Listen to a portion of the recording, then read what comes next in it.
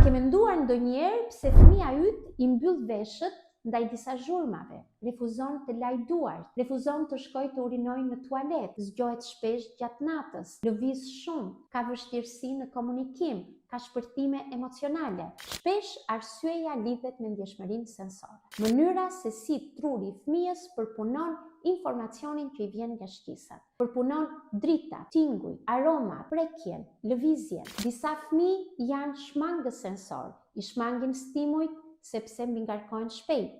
Disa të tjerë janë kërkues sensor, i kërkojnë stimujt dhe ka nevojë për to. Kur përpunimi ndijor është shumë i fortë ose shumë i dobët, fëmia përjeton stresin sensorial. Dhe stresi sensorial ndikon në gjendjen e tij emocionale. Fëmia nuk është i qetë. Ndikon në komunikim.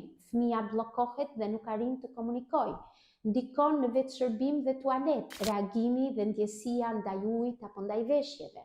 Ndikon në gjumin e fëmijës, stimujt apo teksturat e ndryshme që e bëjnë gjumin e fëmijës të parehatshëm.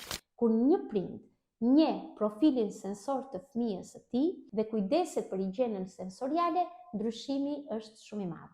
Fëmia është i qetë, prindi është i qetë, ambienti familjar është i qetë. Të ftoj në workshopin tim për të mësuar si të vlerësosh profilin sensor të fëmijës tënd, si ta mbështesësh dhe ta menaxhosh në ambientin familjar. Ndjeshmëria sensore është thelbi i mirëqenies emocionale të një fëmije me autizëm.